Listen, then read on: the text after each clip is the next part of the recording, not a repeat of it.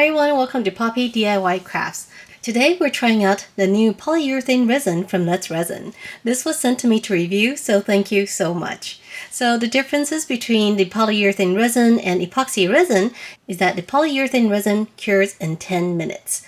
In addition, the final product is white instead of clear. So even though you can see that the two-part solution here is clear, once it's mixed and curing, it turns white. And when it's fully cured, it's opaque white, so you can't see through it at all. So I'm really excited to try this, but I'm a little bit nervous too because it says here the working time is 2 minutes. So you have 2 minutes to mix it and pour it into the mold, and then it cures in 10 minutes. And the ratio that I'm going to use is 1:1 by either volume or weight, so it doesn't matter. Okay, so the mold I have today is actually a candle mold. This is a really cool fox mold, and so I thought it would be really cool to make one with the polyurethane resin.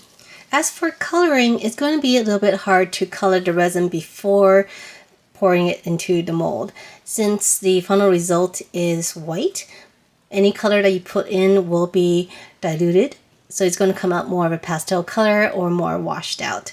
So the other method that you can do instead of adding color to the mixture is to add color to the mold. So on the surface of the mold, you can add your colors with alcohol ink, and then when you pour in the resin, it'll just be sitting mostly on the surface, and so the dilution would be a lot less. So I'm going to try that method, and hopefully it comes out okay.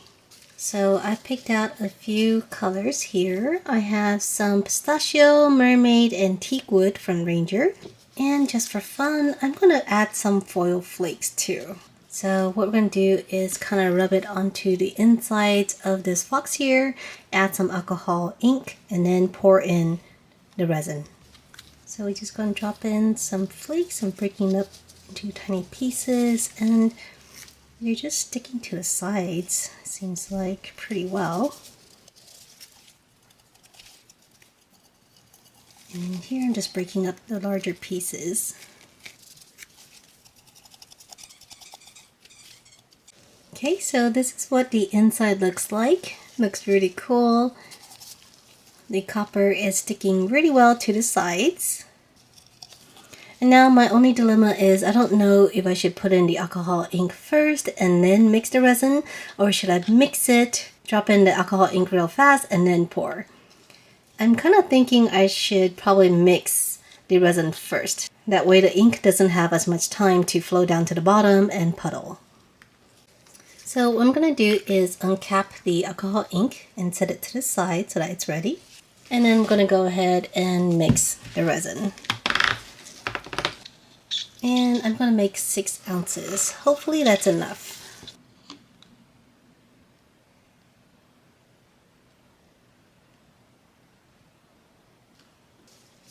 Okay, and let's mix.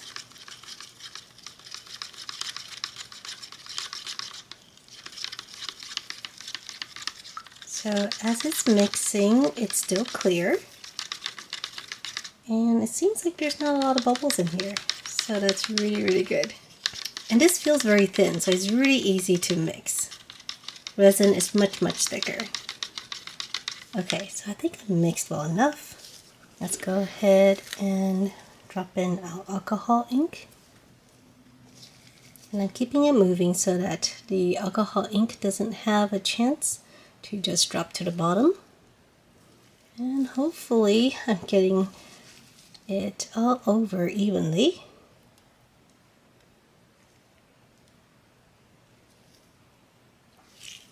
Okay, now I'm just going to pour it in. Oh, it's getting warm.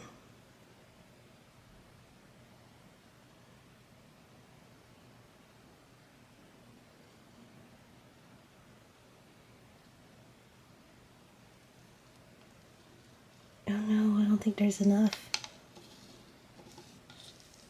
Okay, I'm going to need to make another 2 ounces or so.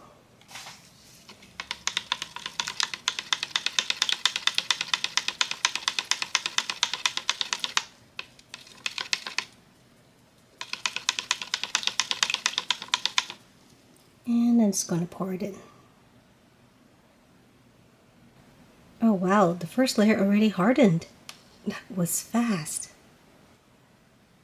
That was super, super fast. All right, so I guess we just watch it cure.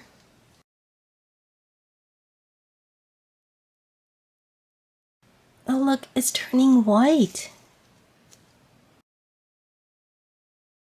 And it is very, very warm to the touch. Alright everyone, so it's been about 10 minutes and the resin should be set by now. However, it is still very hot. So I'm just going to let it sit for an hour so that it has time to cool down. And the reason why it is so hot, I think, is because I poured a rather large volume in a small amount of space. So it's very concentrated here, so there's just a lot of chemical reactions and it is getting pretty hot. But just taking a look at the outside, I am very hopeful that this will turn out really pretty.